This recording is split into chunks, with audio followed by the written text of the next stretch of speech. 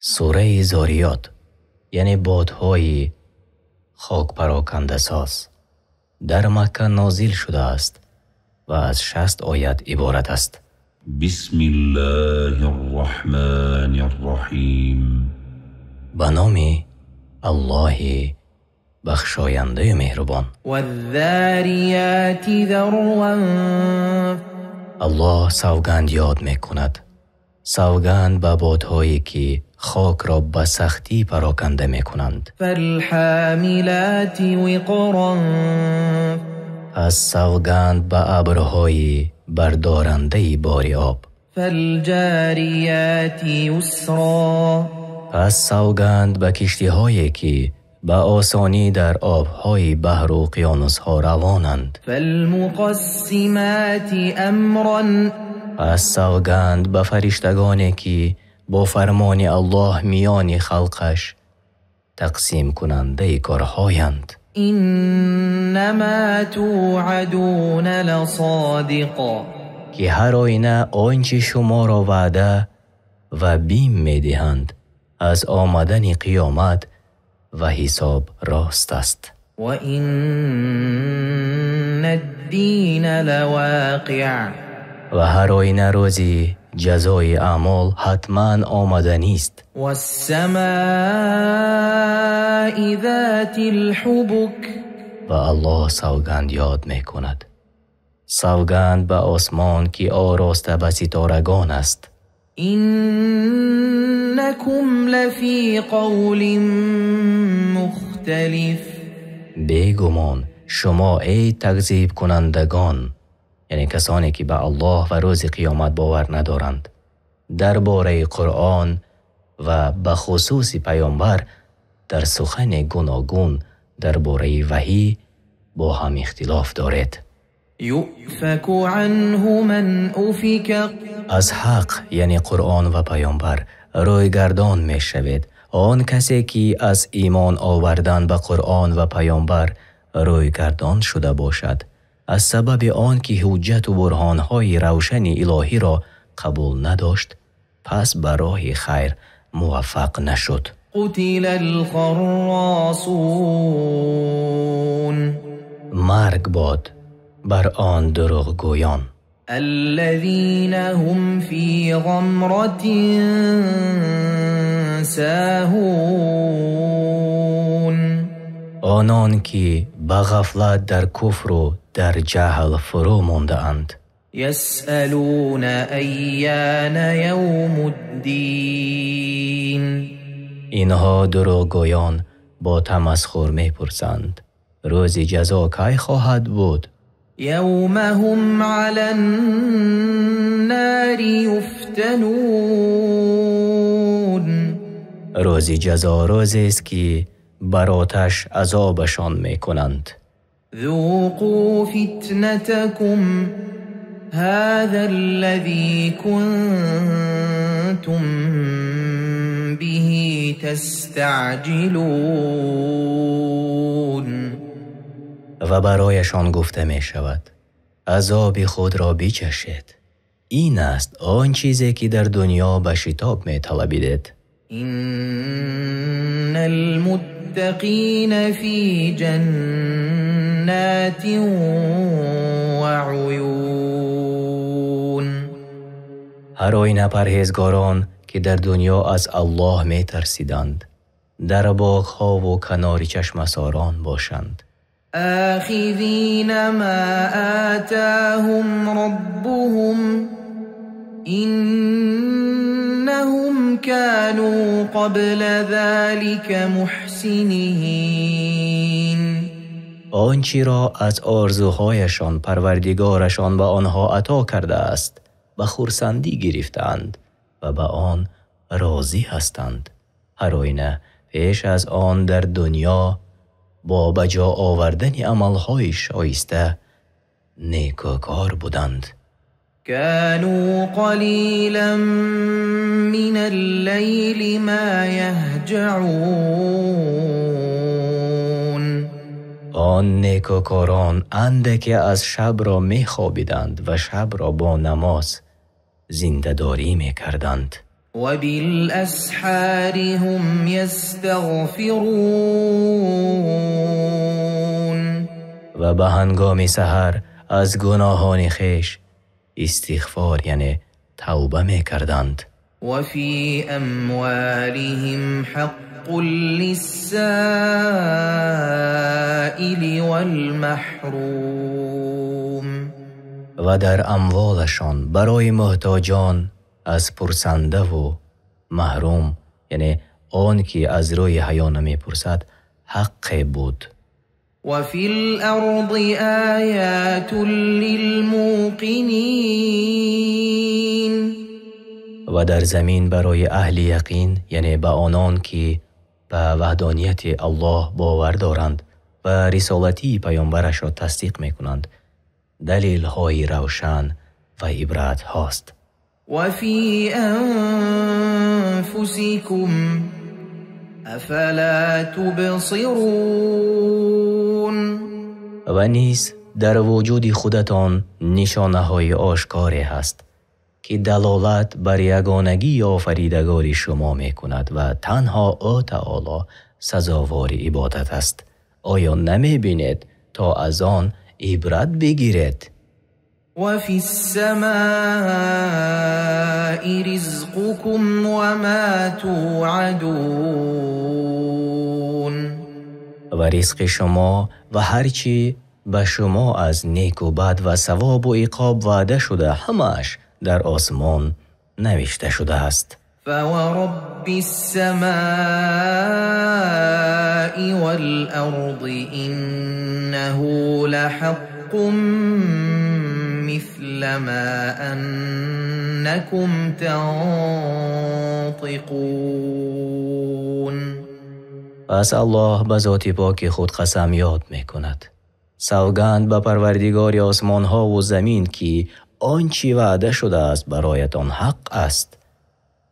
همان گونه که شما با یکدیگر سخن می گوید و در سخنتان شک نمی آرید. هل أتاك حديث ضيف إبراهيم المكرمين؟ ای رسول، آیا خبر مهمانی گرامی ابراهیم به تو رسیده است که آن مهمانان فرشتگان بودند؟ إذ دخلوا عليه فقالوا سلاما قال سلام قوم منكرون. آنگاه که نزد او آمدند و گفتند سلام، گفت سلام شما مردمی ناشناسید. فراغ إلى أهله فجاء بعجل سمين. در نهان و شتابان نزد اهل خود رفت و قصد به گوساله فربه کرده آن را کشته بریان کرده آورد. فقربه إليهم قال ألا تأكلون. طعام را به نزدشان گذاشت و با لطف و مهربانی گفت چرا نمیخورید؟ فأوجس منهم خيفة قالوا لا تخف وبشروه بغلام عليم. آن هنگام که دید که نمیخورند پس در دلش از آنها ترس یافت. گفتند یعنی برایش مترس، ما پیامبران الله هستیم و او را به پسر دانا بشارت دادند که همسر او ساره برایش تولد می کند و چون به حد مردی می رسد آنگاه بسیار دانا و آگاه از علم الهی می شود و او اسحاق علیه السلام است.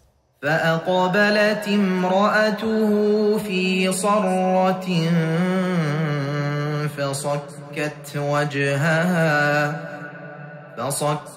وجهها وقالت عجوز عقيم. از چون زنش بشارت ملائکه ها را شنید فریاد زنان یعنی از تعجب آمد و بر چهرهش زد و گفت چگونه تولد میکنم حال آن که من پیرزنی نازا هستم؟ قالوا كذلك قال ربك إنه هو الحكيم العليم. ملائکه ها برایش گفتند پروردگاری تو همچنین فرموده است آنچه به تو خبر داده ایم و او تعالی بر هر چی قادر است، پس در قدرت او تعجب نیست و هر آینه او حکیم است، همه اشیا را به حکمت خود در جایش میگذارد و به شایستگی بندگانش داناست. قال فما خطبكم أيها المرسلون. ابراهیم به ملائکه ها گفت ای رسولان به چی کار آمده اید؟ قالوا إنا أرسلنا إلى قوم مجرمين. گفتند ما هر آینه به سوی مردم تباهکار فرستاده شده ایم، یعنی قوم لوط. لنرسل عليهم حجارة من طين. تا پاره های سنگ های گیلی بر سرشان بباریم، هلاکشان سازیم. مسومة عند ربك للمسرفين. که بر آن سنگ ها از جانب پروردگارت برای از حد گذشتگان، یعنی در گناه، نشانه گذاشته شده است. فأخرجنا من كان فيها من المؤمنين. پس همه کسانی را که در آنجا ایمان آورده بودند از دیار قوم لوط بیرون آوردیم. فما وجدنا فيها غير بيت من المسلمين. و در آن شهر جز یک خانه دیگری از فرمان برداران نیافتیم و آن خانه لوط علیه السلام بود، مگر همسرش که او از هلاک یافتگان بود. وتركنا فيها آية للذين يخافون العذاب الأليم.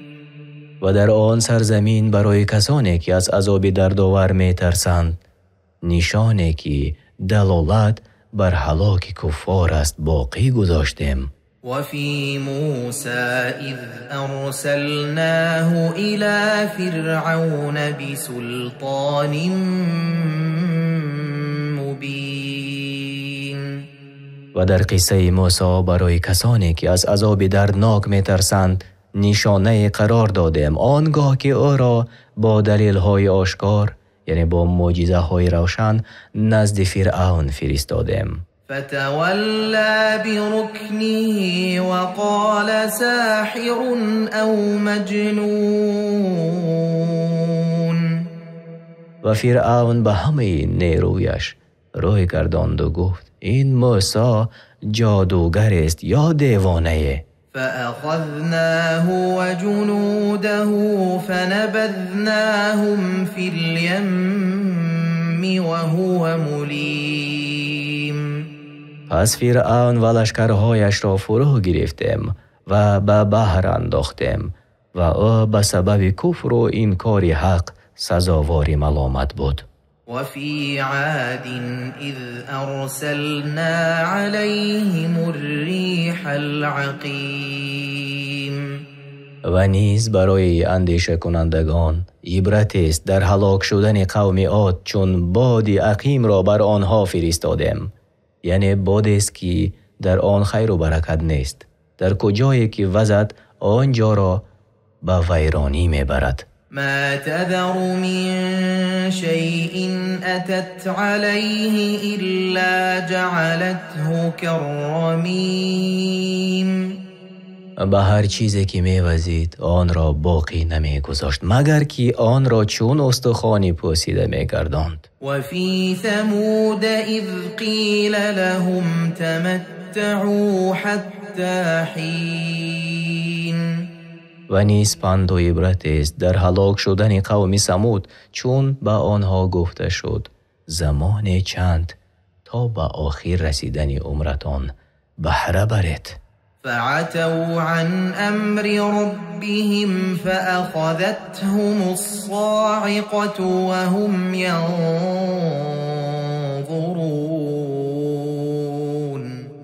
پس آنان از فرمان پروردگارشان سر تافتند و همچنان که با چشمی سر می نگریستند رعدی تند آنها را فرا گرفت.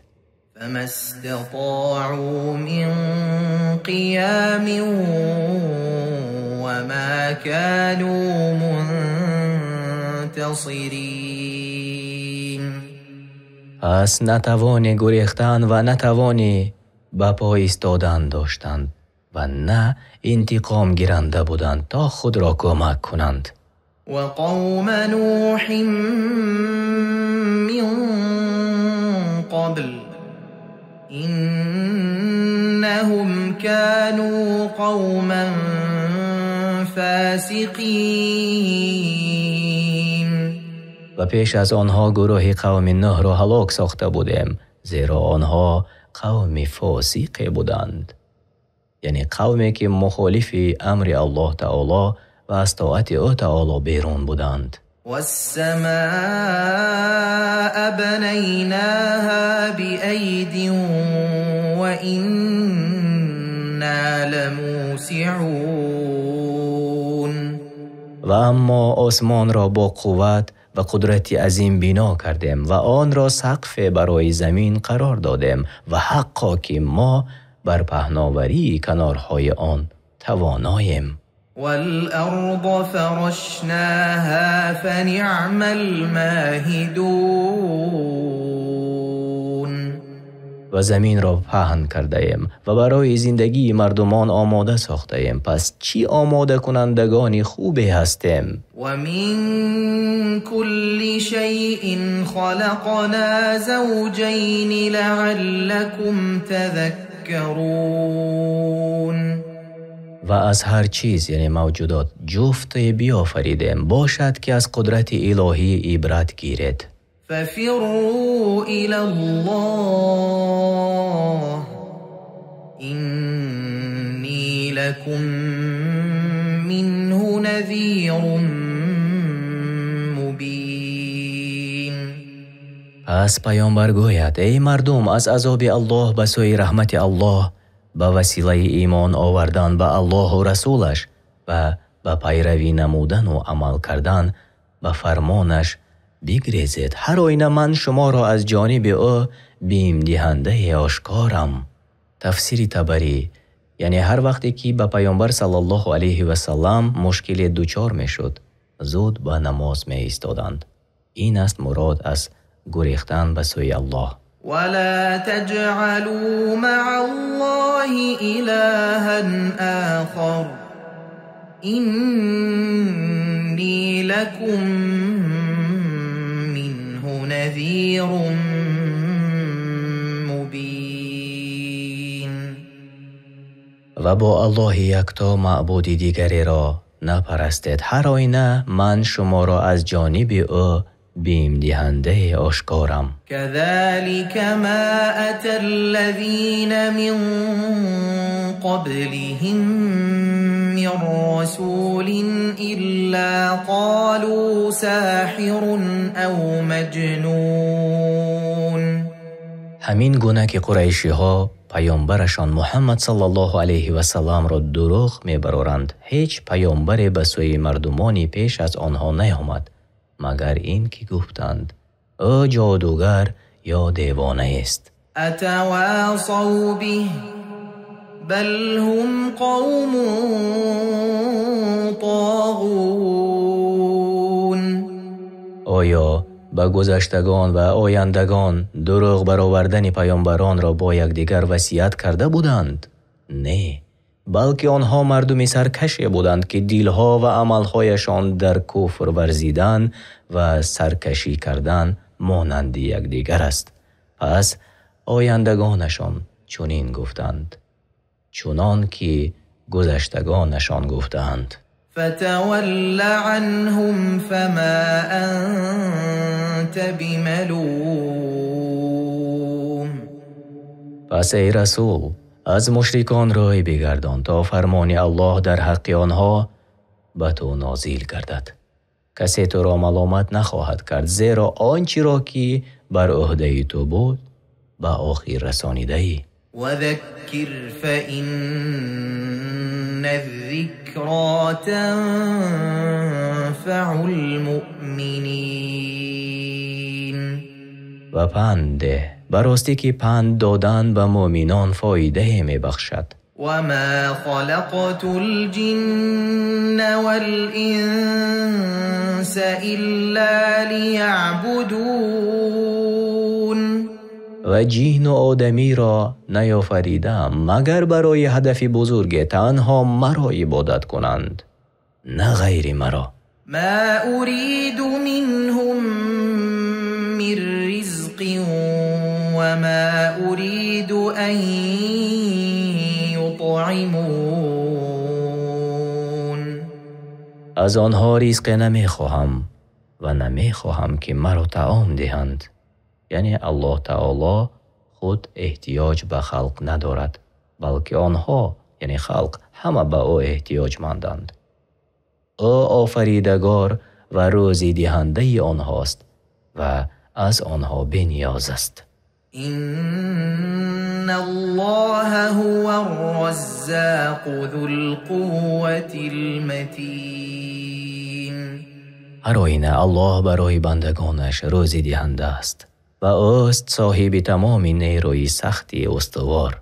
فإن للذين ظلموا ذنوبا مثل ذنوب أصحابهم فلا يستعجلون. پس هر آینه برای کسانی که ستم کردند از عذاب نصیب است مانند نصیبه که یارانشان داشتند، پس نباید که به شتاب از من عذاب طلب کنند، بیگمان آن آمدنی است. فويل للذين كفروا من يومهم الذي يوعدون.